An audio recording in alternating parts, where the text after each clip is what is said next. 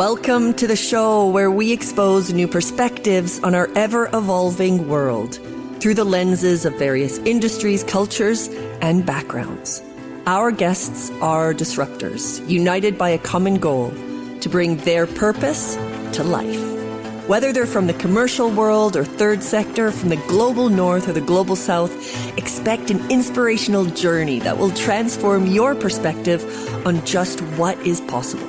My name is Philippa White, and welcome to TIE Unearthed. What if we're asking the wrong questions about artificial intelligence?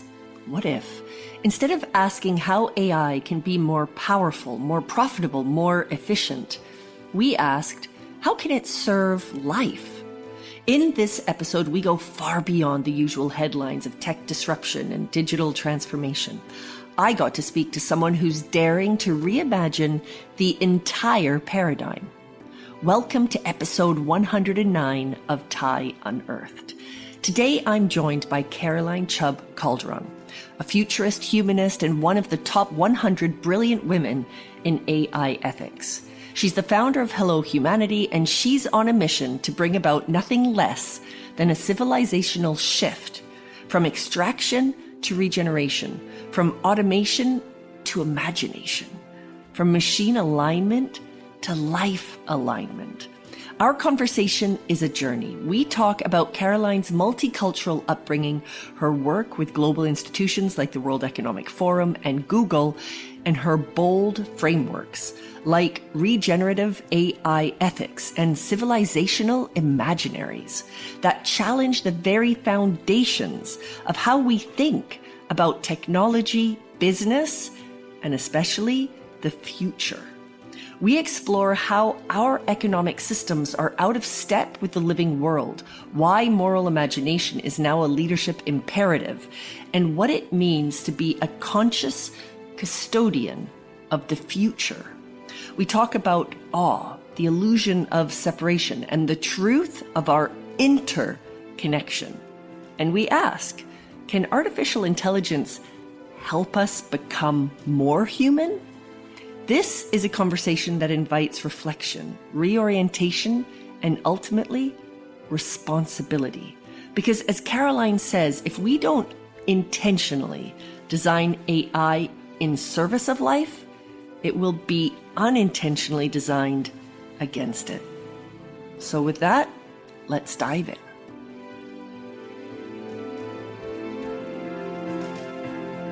Hello, Caroline. Thank you so much for joining me here on TIE Unearthed. I've been looking forward to this for so long and just thrilled to have you with me.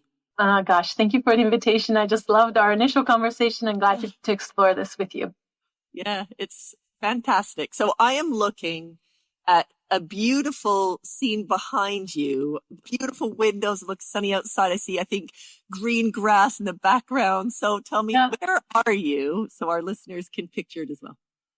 So I live just outside of New York City. I'm about 35 minutes away in a town called Maplewood, New Jersey. And I'm sitting in our family room because now that we have gone through COVID, we both work from home. So we exchange different offices, but I'm in the downstairs office that we've carved out of our family room. Yeah, this is my favorite room in the house because it's so much light, so much joy. Beautiful. Totally. I love it. It's just so fresh and so alive, and it's got amazing energy. Oh, I love it. And you're just looking behind in our backyard. My son is a soccer player, so I don't know if you can tell that there's some soccer nets back there. Can't see the nets. I just see that there's green. And it's amazing. You're out in Brazil and I'm here in New York. You know, what a wonderful serendipitous connection. I think we probably mentioned this the last time we spoke. I'm not a massive fan of social media. My kids do not have social media on their phones. I don't spend a lot of time on it, but there is a lot of value with these kind of connections, because if it wasn't for LinkedIn, I wouldn't have found you. And I just am so grateful that it does exist, because then I get to be in Brazil and you in New York, and we find these serendipitous connections where there's just so much overlap with what we're both doing. And I can't wait to meet you in Brazil in person and someday.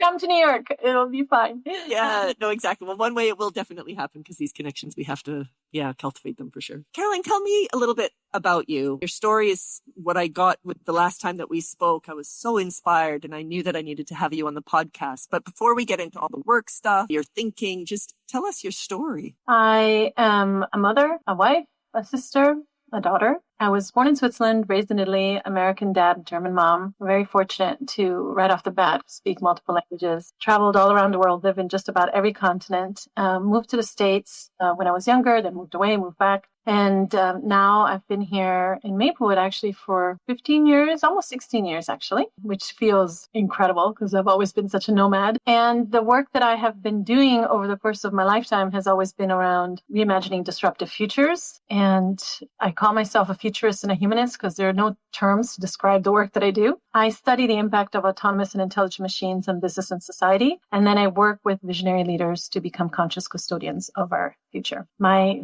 hope and my aspiration is that we can usher this beautiful moment, which feels terrible right now, but it's actually a beautiful moment because it's so disruptive, to reimagine our potential civilisational future and do it in a way that reconnects us with our own flourishing and our planetary flourishing. Just backing up a little bit, because we are going to get to all of that in a moment, but what an amazingly cultural background. And I didn't know that. So how old were you when you moved to the States? I think I was 16. And then I was here I finished college here. And then I moved to France, moved back here, moved to Australia, moved back here, moved to London, moved back here. Wow. So you've lived all over the place and your parents obviously come from all over the place. So you are a global citizen. And I'm married to a Colombian, just to, to tick off all the boxes.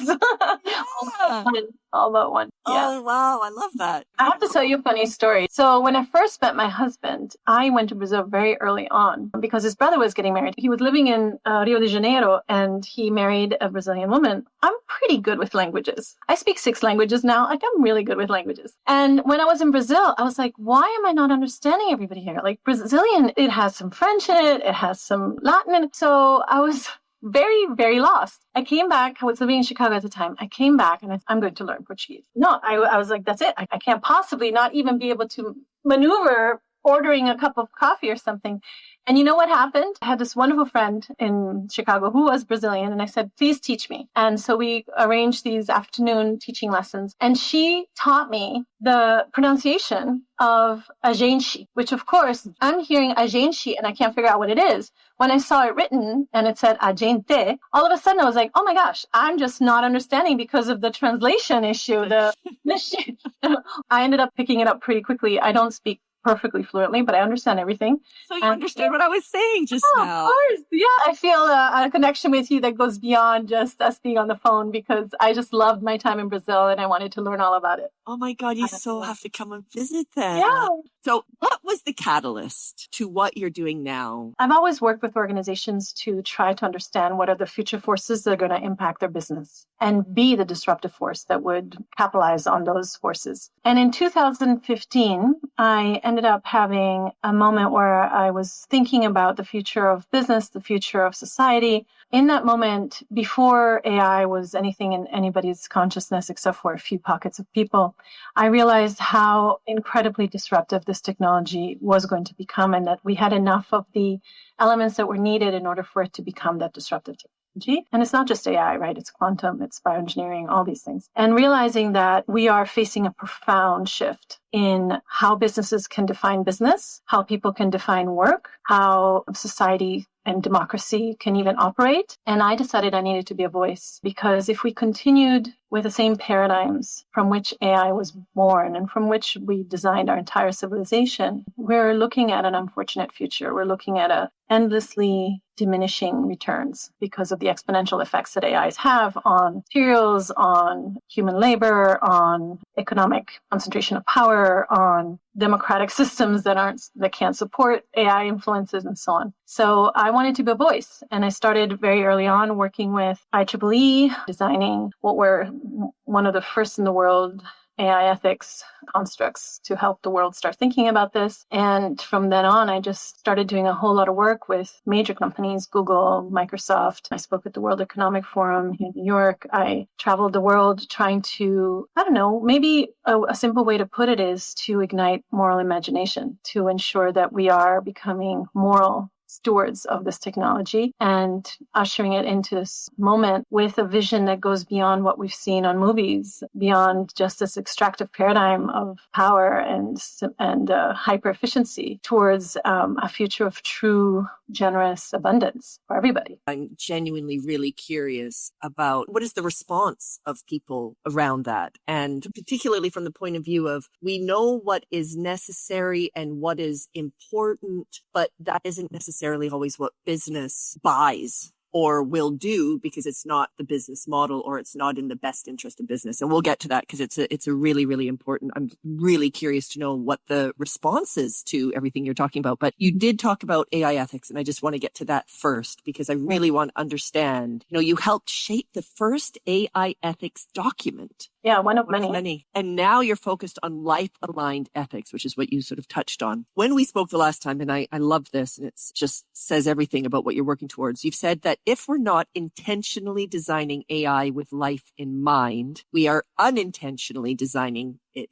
against life. Can you unpack that? So I think the first place to start is that we need to shift our thinking. We need to start thinking in systems, and specifically living systems. We are a living system. Our body is a living system, but we're also part of a much larger living systems and nested hierarchies, right?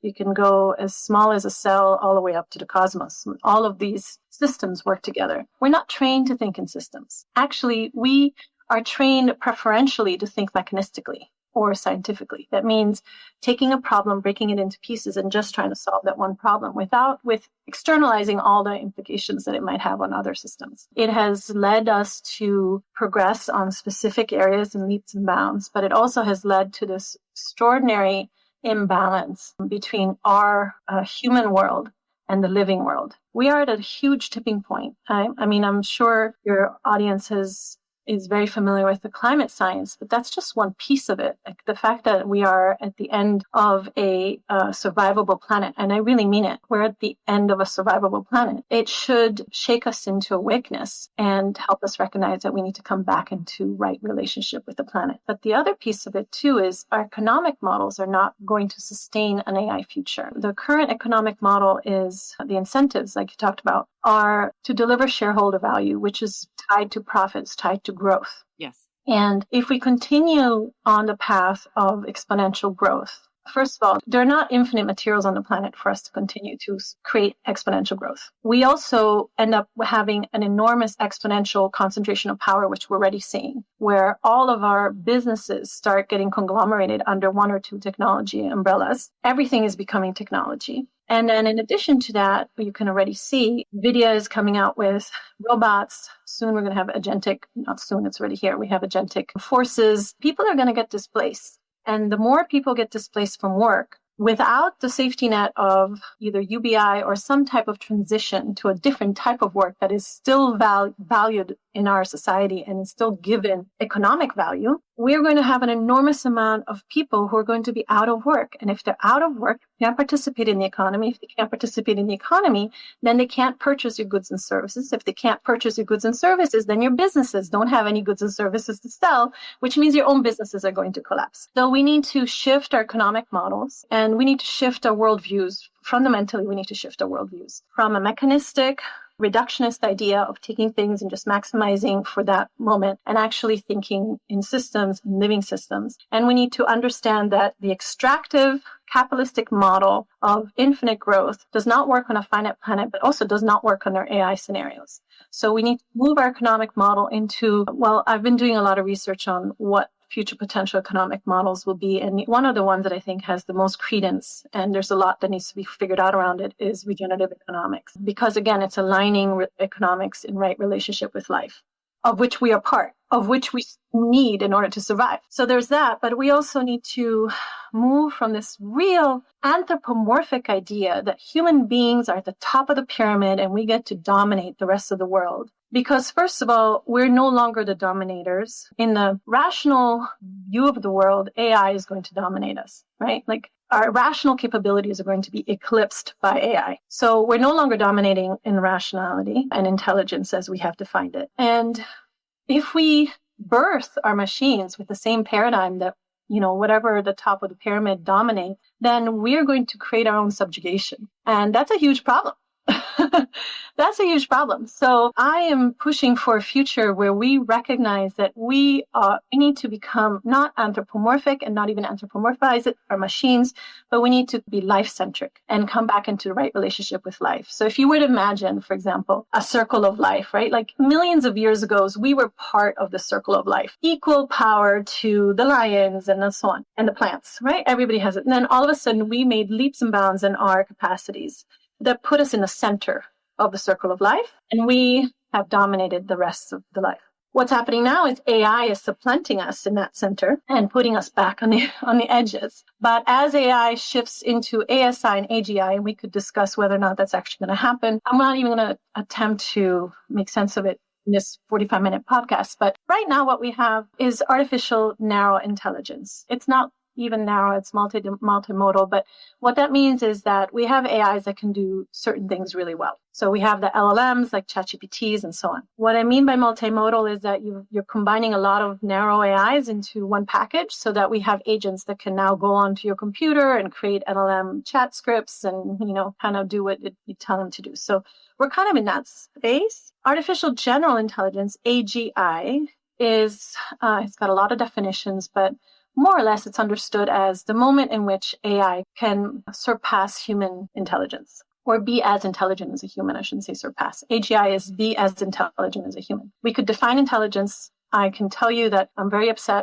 not upset, but I'm demoralized by how narrowly we define intelligence, especially human intelligence, because it tends to be brain rational. And I do think that if we accept that definition, I'm sure we're going to outpace human rational intelligence. We already are. So that's AGI. And then ASI actually is like a moment in time in which artificial general intelligence becomes more intelligent than humans. And people say, oh, that's far away. But actually, it's the moment in time in which AGI moves to ASI. And it's going to happen like that because AGI is going to continue to learn extraordinarily fast on exponential scales. And it'll just be an escape velocity situation. So we have the circles of life and AI is now in the middle. The moment AI becomes AGI, it starts overwhelming life as a whole if we don't align its values with the principles of life, right? The ethics that we're designing AI with right now are perpetuating this anthropomorphic idea of humans and domination. What we actually need is to come back into right relationship and right balance and equitable and mutuality and embed that and engender that into our AIs. Just to dig a little bit deeper with that, as far as many of the conversations that you hear are quite doomsday, where a lot of where you're taking this is there's a lot of potential for that, but there's a lot that we can do and there's still hope to be able to prevent that. And I'm just wondering, in the conversations that you're having, one, does it feel hopeful? One. And two, when we're talking about that financial success and business only making decisions based on what is best for business and not thinking about that because this doesn't come into the equation. What comes into the equation is what's best for business. But we're talking about, well, hold on a second. What's best for business is that you can actually have a business. And perhaps this might just nullify that potential. So does it feel hopeful? Do you feel like the responses from those who are responsible for driving this forward are listening to you? When I speak, I don't just speak. I try to create a space where people can actually resonate with the large questions and really reflect on it. And when I'm in the room, I can feel it. I can feel almost palpate it. I can feel the genuine vibrational pulsing hope for a future that feels so much more enlivening, flourishing, verdant.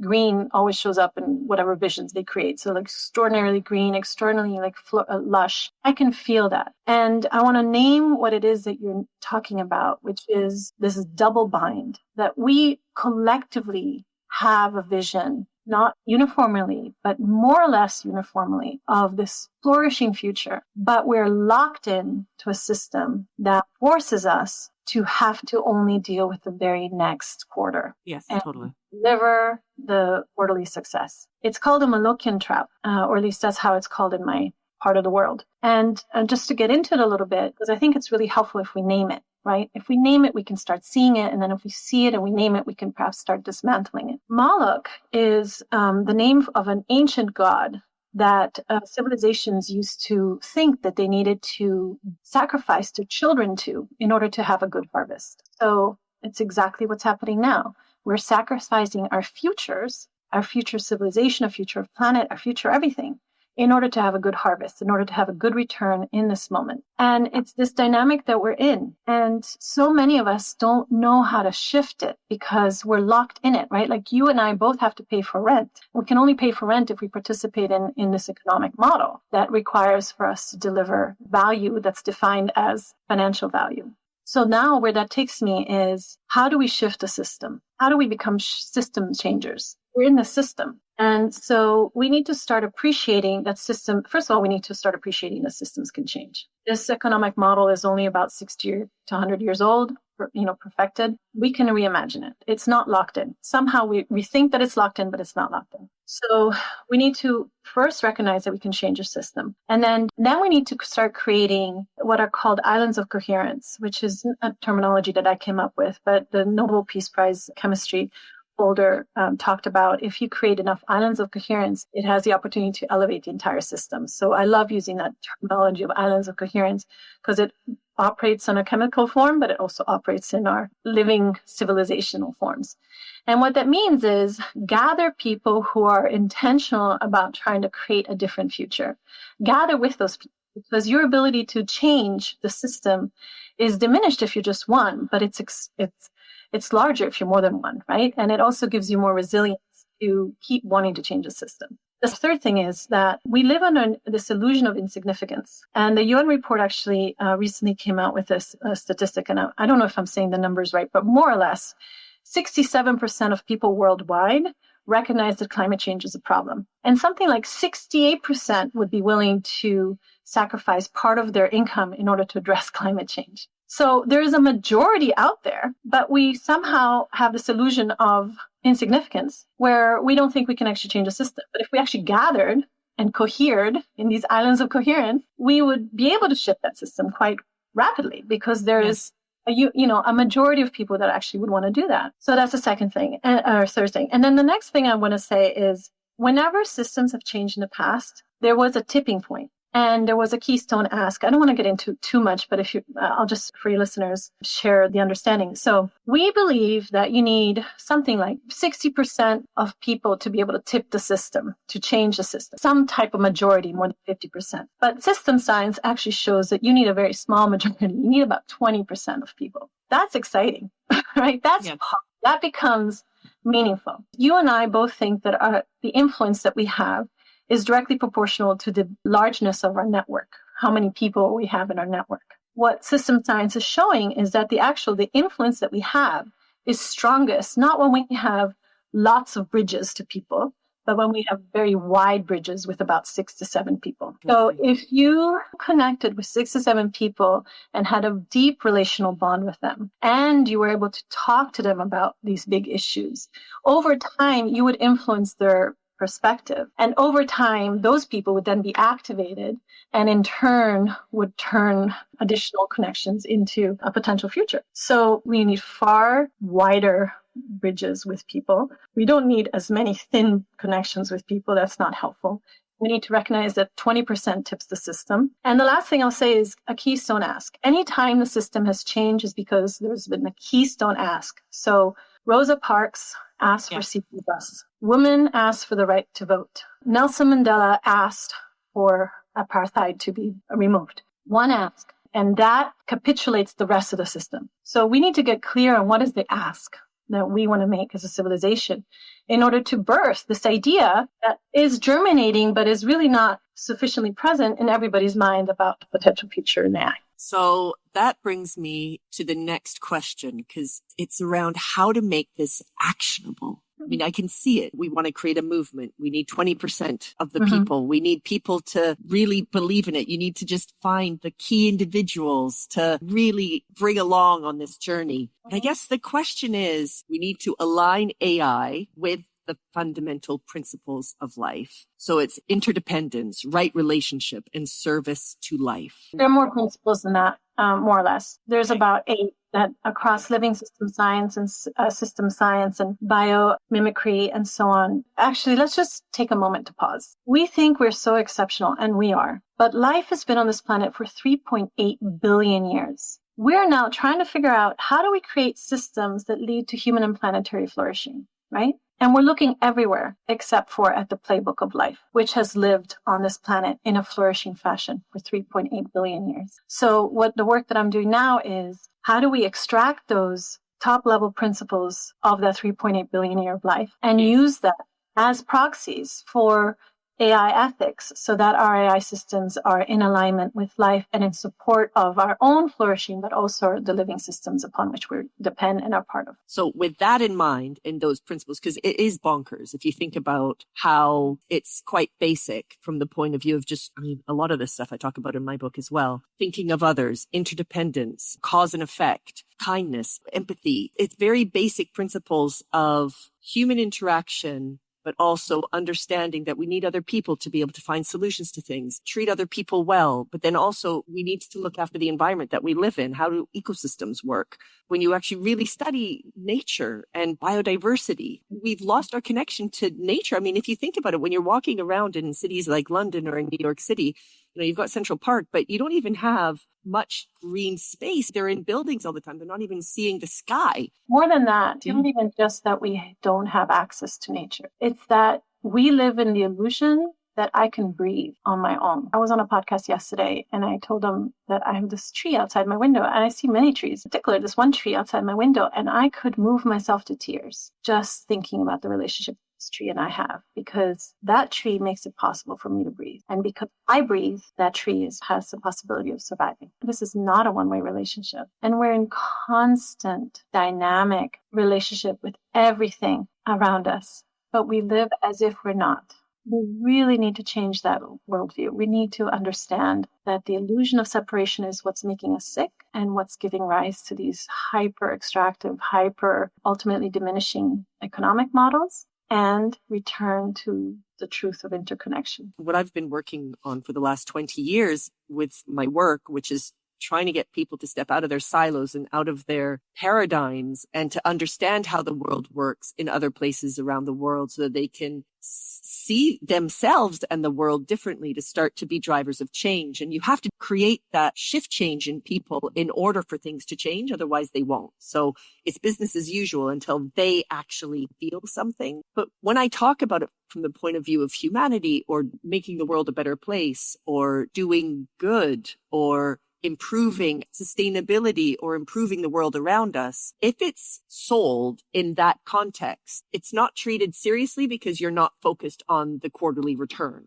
You're not focused on that return. It's not business savvy enough. It's how to make that shift change. It is for me. It's adolescent thinking. So what I mean by that, there is a certain cavalierness to it, right? Like, oh, you have to deliver quarterly profits. And I really feel for people, like their livelihoods are tied to the quarterly profits. So here's what's happening. We're all doing exactly what we have been taught is exceptional performance and great human value. But we need to dream different. We need a new dream. We can't keep perpetuating a system that's going to lead to our own collapse. And even though that feels like a long way coming, ASI is predicted in the next 3 to 7 years. That's not a long time. And the health of our soil is directly related to the health and the survivability of our species. If you're not on a daily basis really understanding and being grateful to the earth beneath your feet, you're living in a disillusioned and diluted bubble. So we need to somehow reround. My root teacher is Thich Nhat Hanh, and he has this beautiful practice of walking meditation. And in the walking meditation, he says, walk as if you're kissing the ground with your feet. We don't. We walk completely disconnected in our own heads, not in relationship with the earth, not even in gratitude for all the billions of processes that are happening, from worms to chemical processes and all that make our life possible. How do we make this a no-brainer for business? That's the million-dollar question, isn't it? I also want to talk a little bit about the reason why I said it's adolescent thinking is because it's very much rooted in this Horizon 1 view of the world that is our current system. And it's declining and it's diminishing and it's self-terminating. You can't argue with that. It just is. There's some experiments that are happening in Horizon 2, which are just as ideas on the edges of Horizon 1. Like, how could we build a bridge to the future that we all dream of, or that many of us dream of, which is in this Horizon 3? We need more experiments in Horizon 2. We need a capital investment in regenerative ideas. Do you remember years ago when Google claimed the 20% time for experimental projects? We need that across the board. We need 20% time for all industries to experiment with different business models, different economic metrics, different financial investment strategies. We need to rebalance that. And we need companies who are investing in AI to make an equal, if not disproportionate, investment in it, because they can't survive without human beings participating in the economic system. Unless they're envisioning a future of just AI and AI agents participating in their own economic system, I don't see how they can. Making food. Can AI make food? AI can prepare food, can grow food, but are we going to look at a future where AI is purchasing food from you? Possibly. Yeah, exactly. But, at the end of the day, where does that leave human beings? Now, some people argue that, this is a natural evolution, that we are a species that is in decline and that this is our next presentation in the world. Imagine the evolution of man, but the final element is robot. So people can argue that. I just believe, while that may be true in some domains, I believe there's something about humanity that we have so overlooked and so undervalued that deserves space and time and investment to create. So imagine a future where autonomous and intelligent machines do the labor that have locked us into the lives that we have lived, right? Yeah. And release us to actually become more human. And what I mean by that is the domains of humanity that we have forgotten, the relational field between me and you, that pulsing, that vibration, that tending to, that care, that understanding, that empathy, that intention to somehow link with you and get to know you, because your being and your beingness nourishes me, and vice versa, right? And because somehow between the two of us, something's going to emerge, new ideas, new thinking, new ways of understanding. We don't give that enough credence. I truly believe that a lot of the thickness that we have is that we have replaced human relationships with synthetic relationships, and they're thin, and they're just a proxy, a very thin layer of what the human relationship could be, right? Totally. But we have somehow decided that the simplicity of that is worthy or worthwhile for us. Would you pet a robot dog? You have to look at the work out of MIT Media Lab. She does a lot of the work around human relationships with robots and proving over and over and over again that we will anthropomorphize robots. So perfect example. Let me give you an example. So she brings people into a room. She gives everybody this tiny little robot that looks like a cute little dinosaur. There's the cutest little dinosaur, but of course it's just mechanical. And she tells them to take care of it and somehow, whatever it is. And then 30 minutes in, she gives everybody a hammer and she says, now smash it. And they can't. It violates their ethics. It violates their values. They have attached themselves to this robot. They've just taken care of it. They've poured their life force into this unliving thing. And now they cannot smash it. Her work is really prescient. And it changes our understanding of the technologies that we're creating, because they're not neutral, because of the way that we interact with them and because of the meaning that we get out of that interaction. So another person I will point your audience to is Sherry Turkle out of MIT too, who's doing an enormous amount and tremendously insightful work around digital and synthetic relationships and human beings. And her question is the right question, which is, it's not what these technologies can do for us. It's who do we become over time as we relate to these technologies. We really have to consider this moment very profoundly. The AI ethicists, the government bodies, the regulatory bodies, we are all concerned about the impact that these technologies are going to have on governance, on human society, on human worth. So there's a lot of resonance there. The scales are correctly tipped right now, where technology companies hold more power than governing bodies right now, and that's a problem. So we have to come back into balance. Unfortunately, I don't think it's going to happen in the U.S. under this administration. I'm hoping there'll be more regulation coming from other parts of the world that are going to influence our current stance. we're living on a Milton Friedman's, free economic model. Right now, this is the driving force. Economy lifts up all boats. The truth is, it's actually lifted up only a few yachts. Totally. Exactly. So our little people, the little people that are us, we need to start really pushing for a redirection. We've mentioned it throughout how AI is taking over repetitive tasks. And by doing that, there is an opportunity for humans to evolve into more conscious, visionary leaders, assuming AI just does those repetitive tasks. What does this look like in practice? And how do people prepare for that shift? I go in a lot of different directions depending on my audience. For leaders that are leading AI, I very quickly get them into systems thinking and help them understand how they need to, for their own survivability, actually start changing the system. For human beings, like people like you and me every day, I talk about the human intelligence that stands outside of the reach of machines that we need to spend far more intentional time developing. And that falls into roughly 4 domains that I call 4 I's. The first one is around imagination. And the reason for that is because we need to be able to imagine the future that we want to create. If we can't even have a vibrant, meaningful, magnetic vision of the future, we can't even create it. So imagination includes things like curiosity, vulnerability, and courage, right? Like we need courage in order to imagine completely different. The second I is around insight, which is really the skills to deepen our maturity as a species and our ethical knowing. And that includes social emotional intelligence skills. It includes moral and ethical reasoning. It includes empathy and compassion, because we know that they're at the lowest they've ever been recorded in the last 40 years plus. And people use these terms and they say, oh yeah, soft. But if we don't have empathy and compassion, how do we even create anything that's worth creating?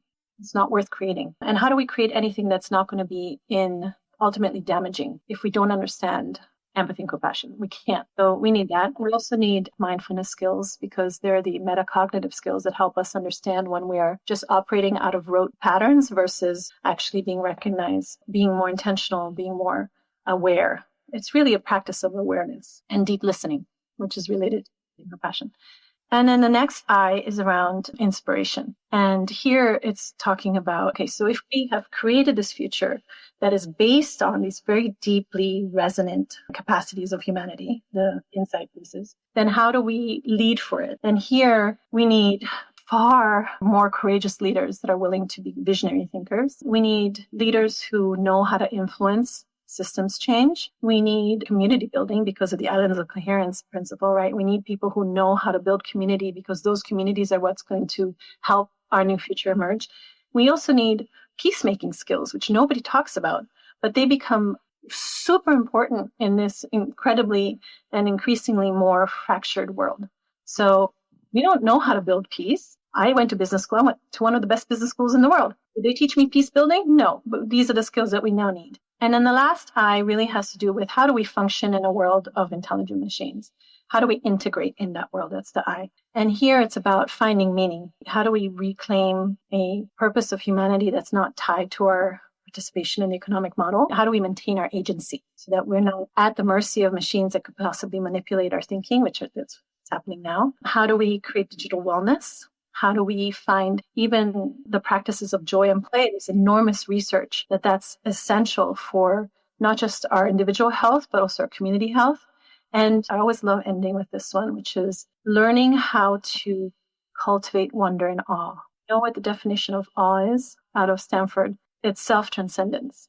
When we are in awe, we realize that we are part of something so much larger, and that I shrinks. And we can find our right place in relationship to everything. So we need to find awe, which we are less and less exposed to, right? As we already talked about, nature is becoming more and more foreign to us. A lot of awe experiences happen in nature, but they also happen between people. And so how do we make ourselves more available and intentional about cultivating experiences of awe and being open to that experience? Couldn't agree more. I mean, with all of it, but that last part, a lot of the work that I do, which is all about, I say how we take people to the edge of their mental maps and we gently nudge them off, forcing this evolution of change.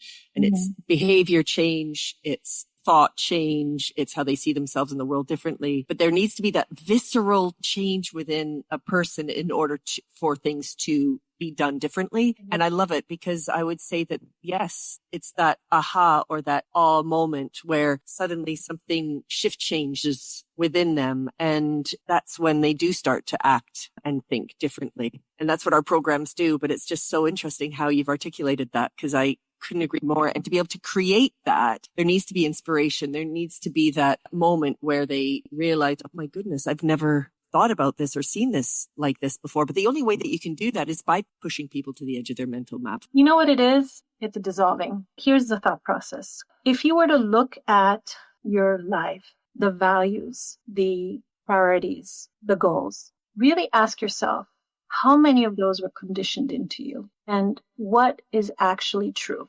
Because you start doing that experiment and you start making that reflection, you realize that so much of your priorities, your goals, and even some of your values 100% are something imposed on you. But when you start dissolving those, being beyond that and touching into something that is unconditioned, that is reverberant, I can feel it in my stomach as I'm talking to you. It feels in perfect alignment. It feels like there's a deeper truth that words could never get to. I always find myself incredibly at loss for the right words for what I'm trying to describe. This is why, because words can't describe it.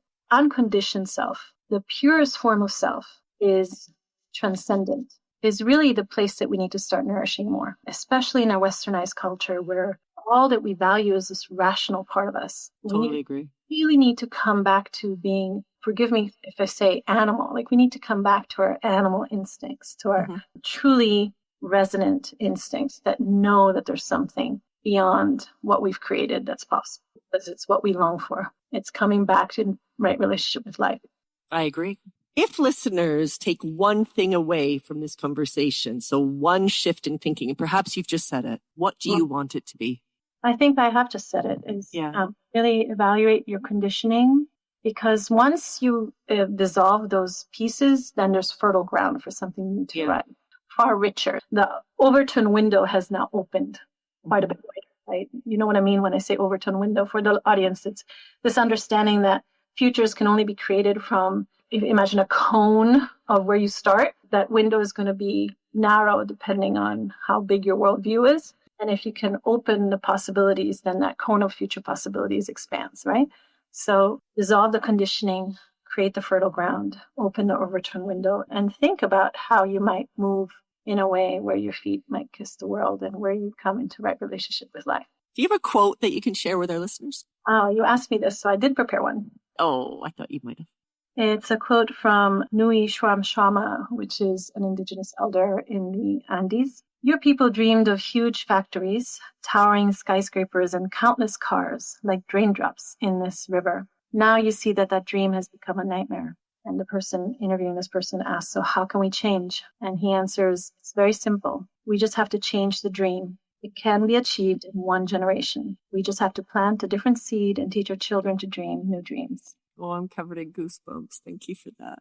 Makes you want to cry. Is there anything that I haven't asked you that you'd like to tell our listeners? Honestly, this conversation is complex, and I recognize that it feels sometimes ominous and overwhelming and big. But I hope in a way that what you heard is actually quite simple, is become more human, be a pulsing, vibrating, gorgeous human being, be that person, and come to every conversation that you have from that place of wonder and knowing that something far more magical and beautiful could actually be birthed. And be willing to believe that you can change the system, because you can.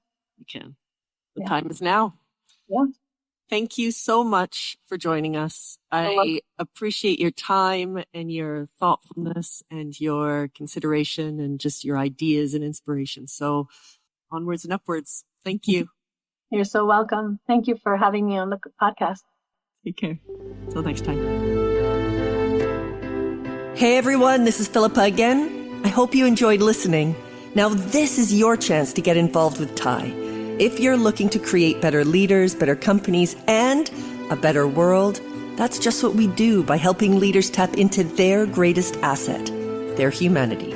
We have a number of corporate programs that impact a range of people, from individuals at a company to 500 people around a business. Or check out my book, Return on Humanity, Leadership Lessons from All Corners of the World. You'll find the answers to how business can truly become a positive force while remaining at the forefront of competition. You can find all the information you need on all of this at thaileadership.com. Get in touch and I can explain more. A huge thanks to Behena Vieira for co-producing this with me and for creating the music. I hope we'll meet up again soon.